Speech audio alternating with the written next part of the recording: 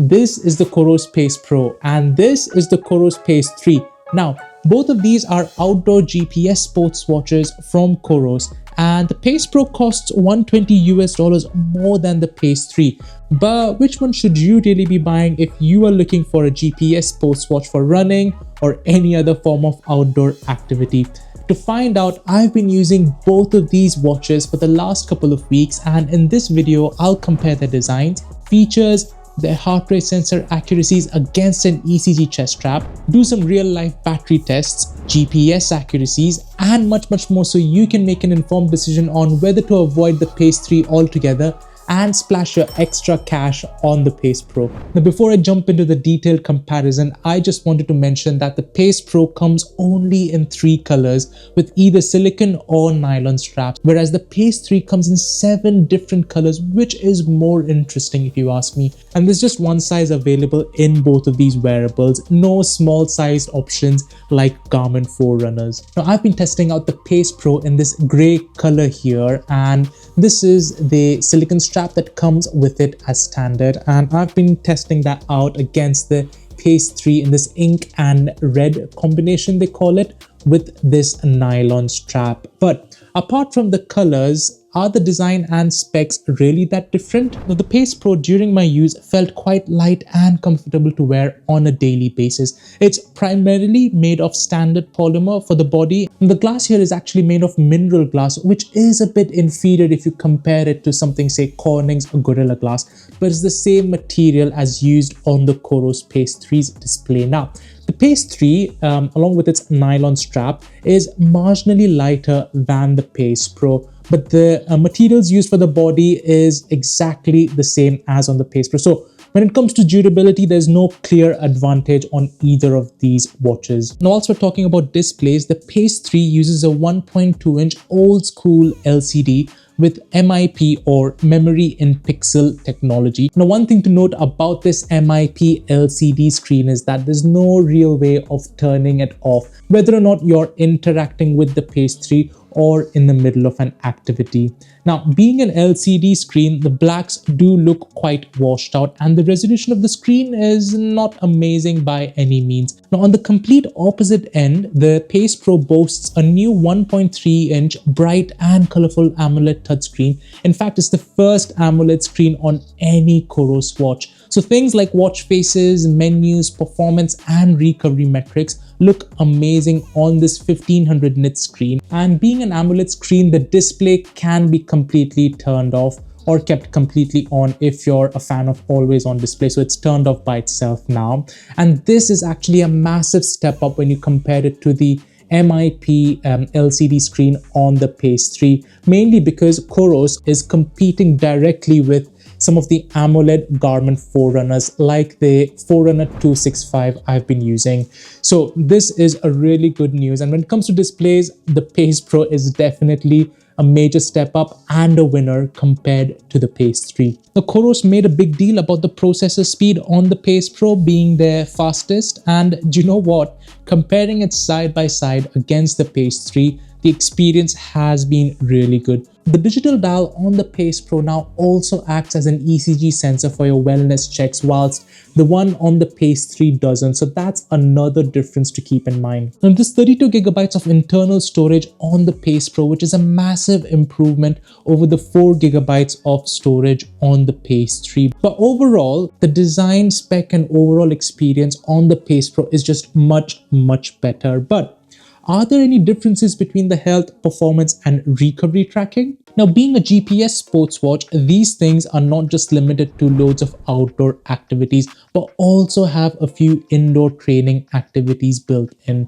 There's also snow sports like skiing, snowboarding, and cross-country skiing available here. Oh, and more importantly, multi-sports. Both watches come with a triathlon activity built in, but you can also create your own custom multi-sport here with up to 5 activities. Then you can pick and choose the type of activity you want in whatever sequence you want on these watches. Now, if you're into running specifically, both watches provide the same useful metrics on top of your usual heart rate and pace charts. So you've got things like running power, efficiency, cadence, stride length, and training effect, all of which is presented really nicely within the app to understand where improvements could be made. Things like the race predictor that can estimate your 5K, 10K, half marathon and full marathon times, the pacer feature and loads of other things are exactly the same on both of these watches. The performance and recovery metrics are also similar on the Pace Pro and Pace 3. So you've got a weekly suggested training load metric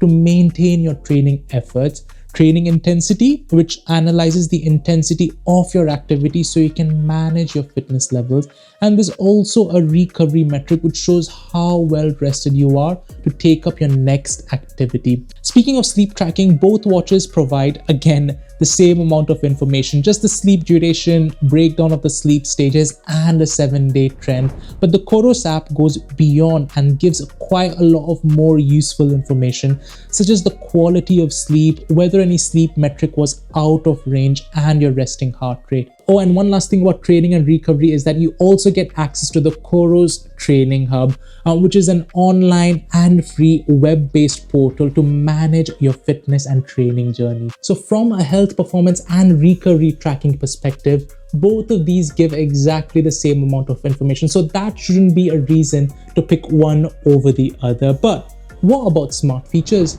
So on the Pace Pro and the Pace 3, you can receive notifications from your phone, but you can't really reply to anything, not even preset messages like you can on Garmin Forerunners, which is a bit disappointing. There's other things like the weather app, the music app. It's also a camera app here that you can pair with a GoPro or an Insta360 camera and a compass. You see, all of these apps are geared towards outdoor training activities, and I just feel that Coros could have added the ability to at least reply to incoming messages with some preset text messages, which is just a shame.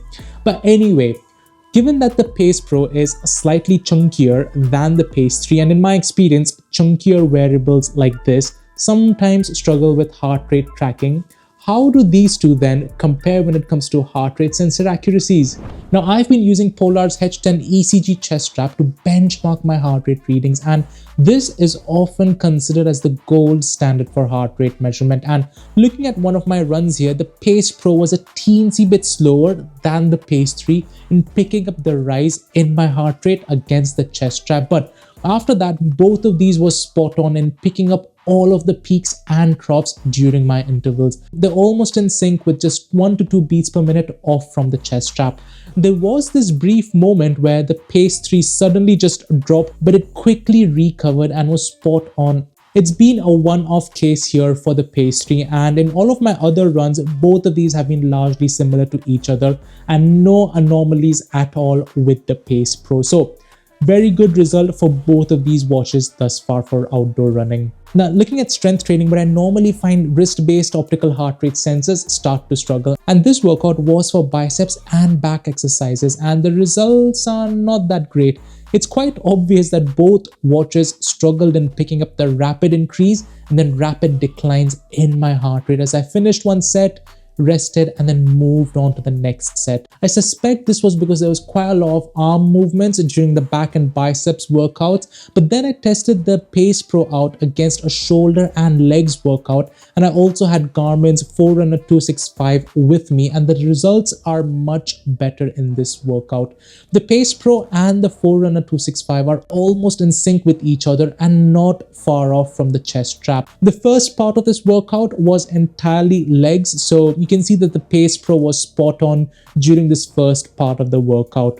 So overall, the heart rate sensor accuracies on both of these are really good for outdoor running. But when it came to strength training exercises, both of these struggled with workouts involving rapid arm movements. But the Pace Pro did fine when it came to other workouts not involving arm movements. But is there any major difference or a clear winner when it comes to GPS accuracies? Now, both watches have dual frequency antennas here that can latch onto multiple satellite systems for location tracking when outdoors. The one main difference between them is that on the Pace Pro, you've got free offline maps and you can view maps in landscape, topographical or hybrid versions on the Pace Pro, which is great. But on the Pace 3, you've only got breadcrumbs navigation and you can't see topographical or landscape views. And looking at the map here for one of my runs, both caught my location fairly quickly, and they did well tracking me on the correct side of the road that I used throughout the run.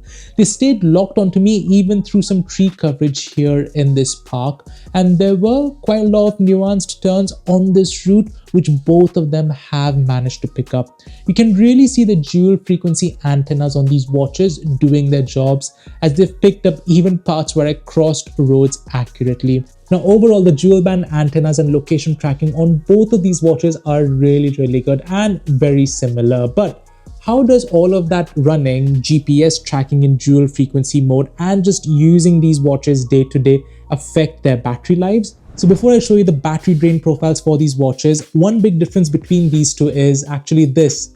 With the Pace Pro, you get this really cool charging adapter where you can plug in any USB-C charging cable on one side and hook this up to the Pace Pro using the other side. And it comes with this nice key ring that you can just stick to your house keys or car keys, so the charging adapter goes with you wherever you are. In addition to that difference, Coros claim that the Pace Pro can last for up to 20 days for daily use and 31 hours in dual frequency mode, whilst the Pace 3 can last for up to 15 days for daily use and 15 hours in dual frequency mode. Now, I'm always a bit suspicious when it comes to manufacturer claims, as they're often tested under strict conditions, and on average the Pace Pro lost just 1% battery every night whilst I was sleeping, and the Pace 3 lost around 4.5% battery. And I think this is because of the MIP screen or display, which just stays on all of the time, regardless if you're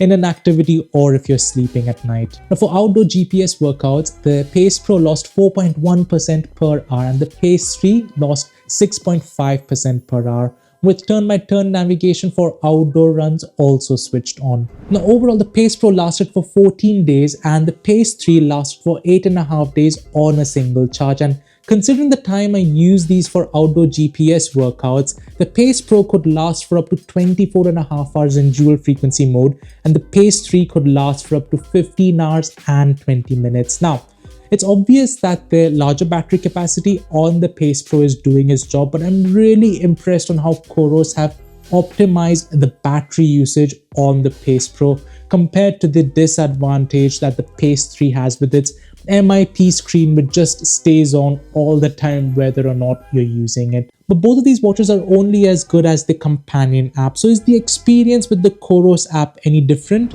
The short answer is no. Whichever wearable you go for between the two, the interface and feedback is going to be exactly the same. The interface of the Coros app is clean and it shows you all of the health, performance and recovery metrics measured by these watches in a bit more detail. And if you're a runner, you can see some advanced running metrics on both of these watches, access to the large database of workouts, using the training library, the training hub, calendar, the ability to create your own routes, and importing external GPX routes and transferring them to the watches is exactly the same. In my personal experience, I quite like the Coros app. It's quite intuitive, shows you just the right amount of information, has quite a lot of useful features, and is completely free to use.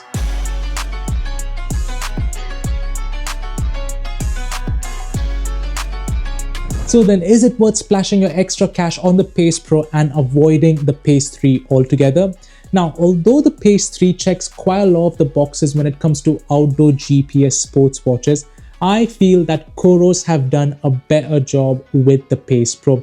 It essentially takes all of the good stuff from the Pace 3 and dials it up even more with this amazing new AMOLED touchscreen, the improved battery capacity, and the new processing power that just makes using this watch an absolute joy day to day. So if you've never owned a GPS sports watch and if you're looking for one, I think that the Pace Pro is definitely worth buying. And if you're an existing Pace 3 owner, upgrading to the Pace Pro wouldn't be a bad move, as the experience here is just much better. But what do you think about both of these sports watches? Do you own any of these, or were you thinking of buying any of these before you watched this video?